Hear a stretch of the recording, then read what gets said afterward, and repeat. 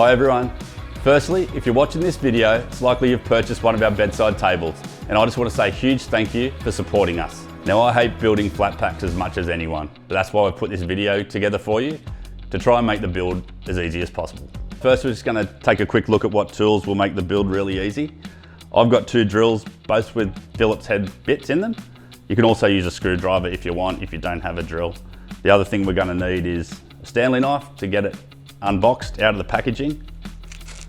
As you open up the box, it's probably just easiest to cut along the tape lines. That'll give you the best access. Now, there is a fair bit of packaging, but that's because we want it protected during transit, and we want it to get to you in the same condition that it left the factory.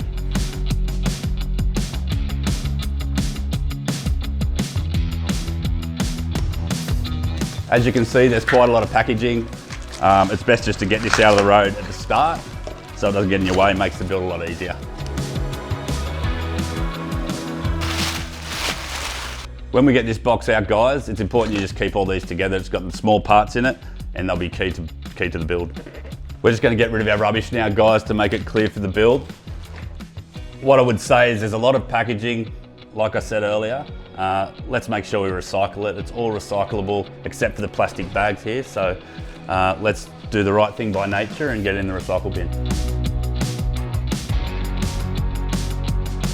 A hot tip for when we're unpackaging our fixings.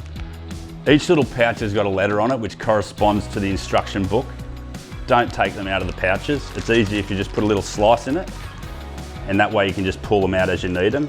You can easily tell which fixing is which letter, which corresponds to the instruction booklet. So hot tip, make things a bit easier. I've made that mistake myself. First up is step one, guys, in the instruction booklet. It's attaching the draw runners to the side panels. It can be a little bit fiddly, but we've got to move these guys around and slide these in and out until you can see the holes. What we're aiming for is the actual draw runner to be 18mm from the front. And that should, when you slide these runners along, you should be able to see the holes that you need to screw into. All right, to attach the draw runners, guys, we've got the D number screws, which are these tiny guys.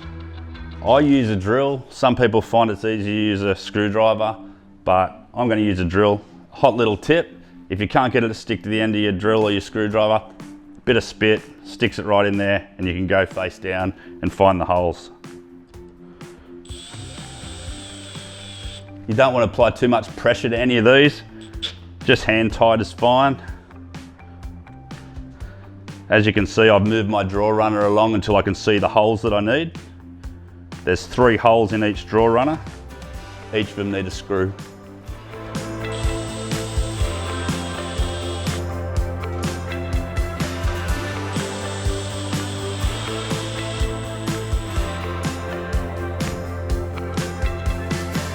Again, guys, if you're unsure about whether you got it in the right spot, just grab one of these smaller bits of timber. That's where the draw face is going to sit. If it sits largely flush with the side panel, you've got it in the right spot.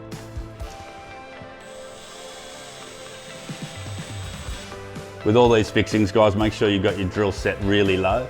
You don't want to thread the timber as you're screwing it in too tight. You sometimes got to move these guys along to find the hole, but I guarantee you they're all there. It's quite simple when you know what you're doing, but take your time. And that's the draw runners attached to the side panels, ready for step 2. Now we're moving on to step 2 in the booklet, guys. It's attaching the cable tray to a piece of timber so it can fit into the back of the units. For this, we're using fixing number G. We need piece number 9, and obviously the cable tray. Now I recommend here, this is where you have a longer extension bit on your drill. I just have a second drill with a longer extension bit. You can also use a long screwdriver, as I said earlier.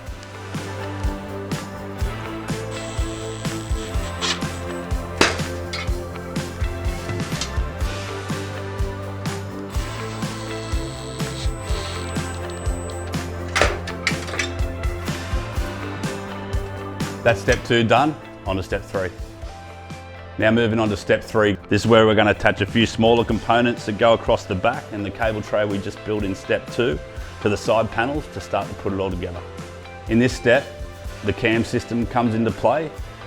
You will have been supplied in the packaging that arrived a small screwdriver. Makes the cam systems really easy to use.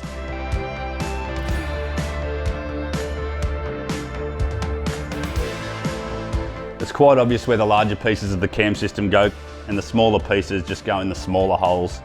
When you're putting the larger pieces of the cam in, it's important that you just line the arrow up with the direction of the hole. You'll notice each cam has a small arrow on it, and that's why we use the smaller screwdriver each occasion when you're tightening and fitting them off, just to move it around so the arrow lines up with the direction of the hole where the smaller part of the cam is going in.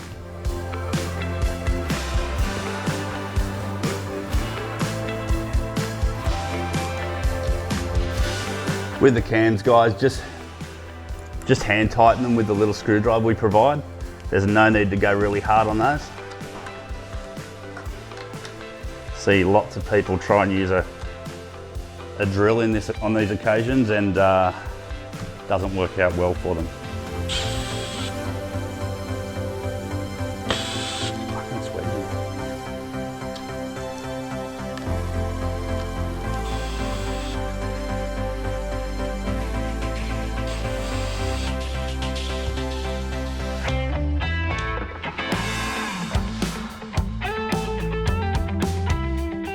You can see here, guys, that the cam's not quite fitting in. This is when you just get the smaller screwdriver and adjust it around so that the arrow is lined up with the hole. Tighten it in, and away you go.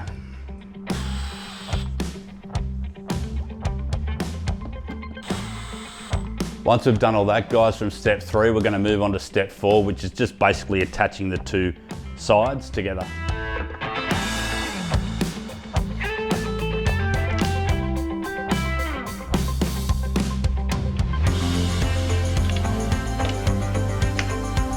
This step can be a little bit tricky, guys. Help if you've got someone else that can help you or work with you. Husband, wife, partner, son, daughter. Otherwise, it's not too hard to do by yourself if you've got to do it by yourself either way. It's just important to get these cam systems lined up. The arrows going in the direction of the holes. And then, as you can see here, I'm struggling with the middle one, so we're just going to turn it around a bit. Get these to line up nicely. And then we can hand tighten them again. Again, don't use your drill for these. Cam systems just lock in at 90 degrees. And that's step 4 done, guys. We're moving on to step 5 now, as we're attaching the base to the sides and the back. For this, you'll need 4 dowels. In other products you see or may have built over the years, the dowels are glued in. For ours, they're just a guide to help us find the right position and have all the other holes line up, so no need to glue them in. It just makes your experience of putting the base on a lot easier. If the dowels align, then you know all the other screw holes are going to align. For fixing the base to the sides, guys, we need the F letter screws. They're a bit longer, and they make sure it's held securely to the side.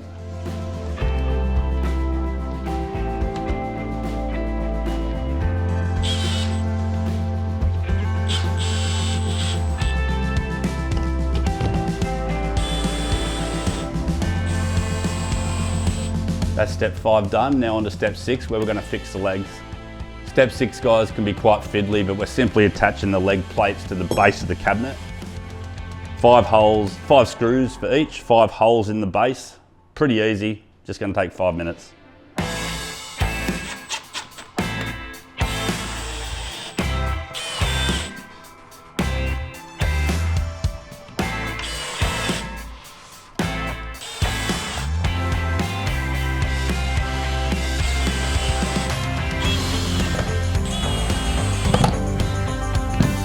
Step 7, guys, is just fixing the legs, probably the easiest step of all.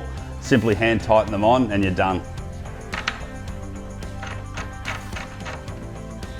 Hot little tip, guys, you'll see our little stickers all over the different parts. Remove them as you go is probably the best idea. Save you having to remove lots of little stickers right at the end.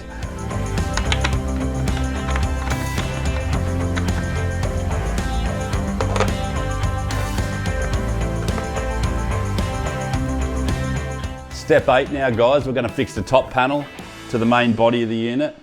Again, very similar to the base, we're using dowels and screws. During step 8, the cam system comes into play again.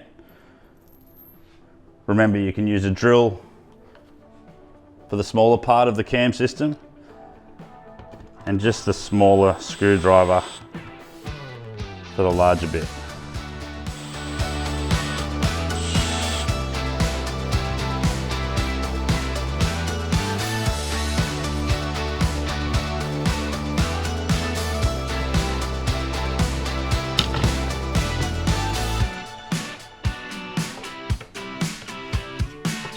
The main body's now assembled, guys. That was step 8 and step 9.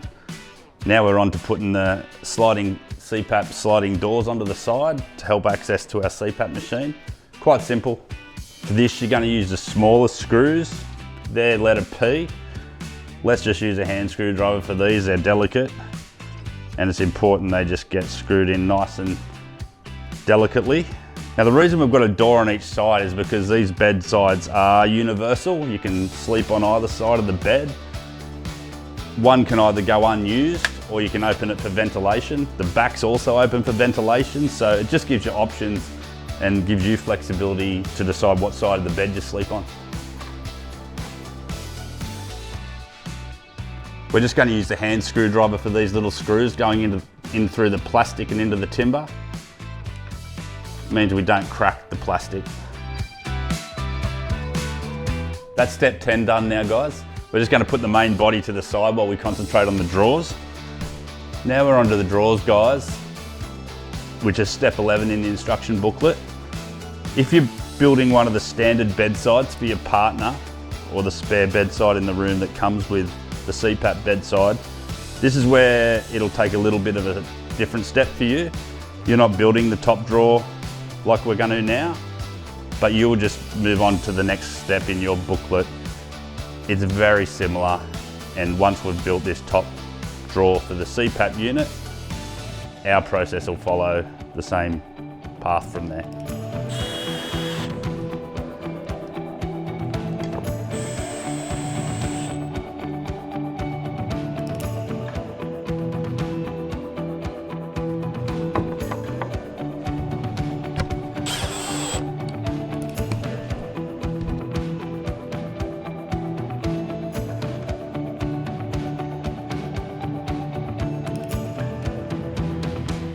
On to step 12 now, guys. We're going to fix the drawer face of the top drawer to the internal component, again using the cam system and a few screws.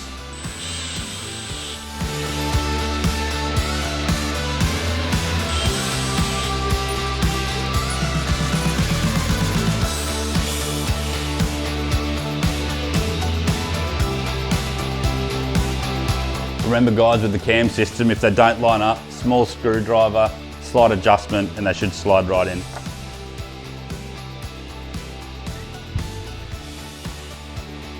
If they do fall out while you're putting the two pieces together, same thing, arrow up, pop it back in, right hand turn.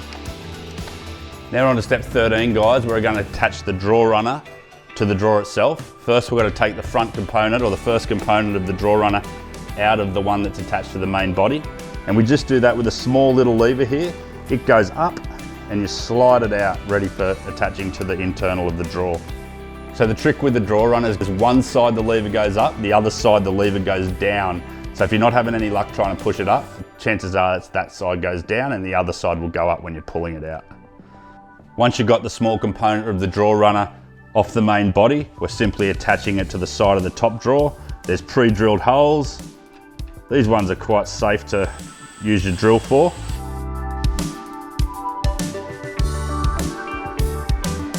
But again, don't over tighten.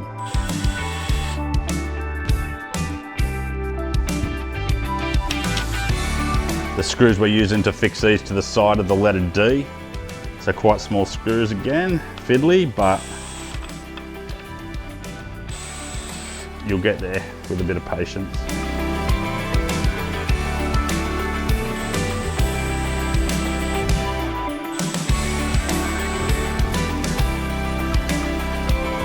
Now we're just going to park this drawer to the side now. That's step 13 done, and we're going to build the bottom drawer. For the bottom drawer, this is basically where the standard bedside table picks up. You're just building two of this same drawer that we see at step 14 here if we're building the CPAP version. Step 14, guys, we're just going to build the bottom drawer now, which is the more standard drawer of the two. The top drawer is where the CPAP goes, which we've just built, ready to slide in. And step 14 now is that bottom drawer. Very simple. For step 14 to start with, 4 E-type screws.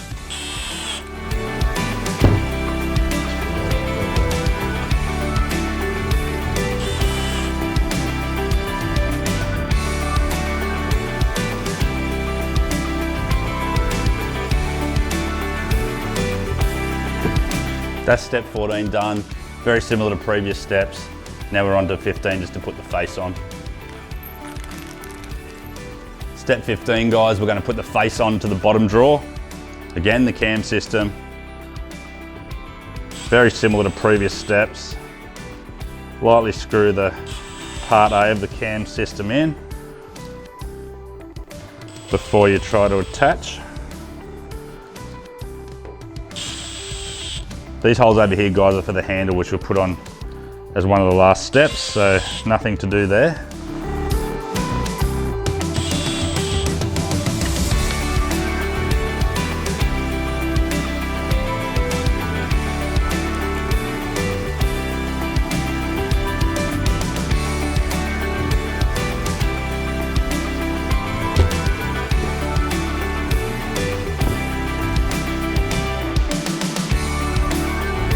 It always helps to put the bottom cams in once you've got the other ones attached.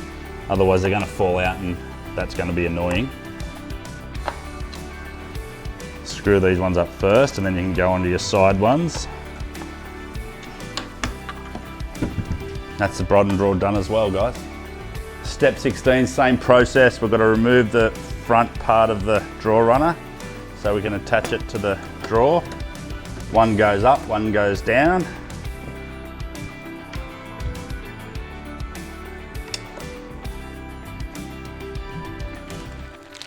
This is where we're using screw D again. The smaller screws, again, screwdriver, drill, whatever is easiest for you. I prefer a drill.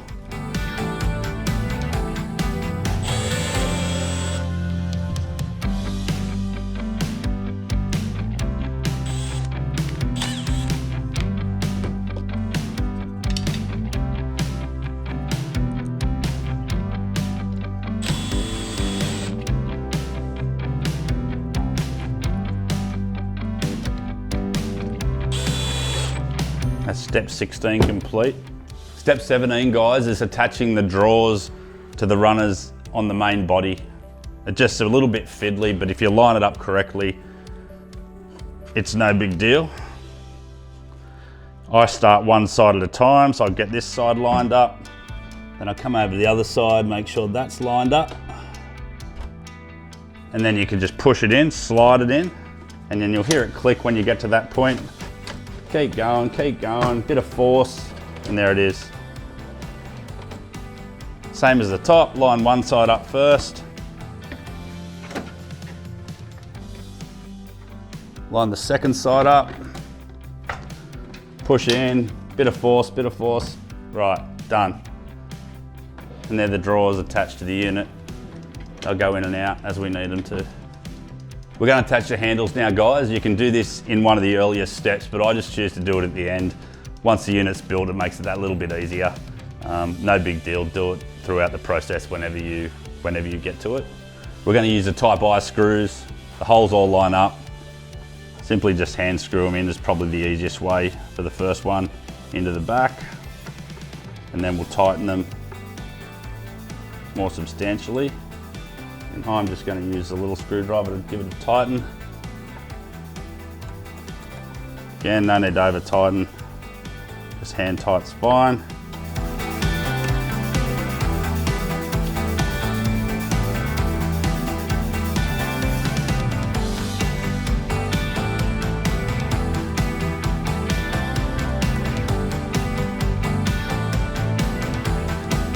Step 18, guys, we're going to attach the wall tether to the back of the unit. Screw letter G and washer letter O. Just goes into the back of a pre-drilled hole in the back of the bedside.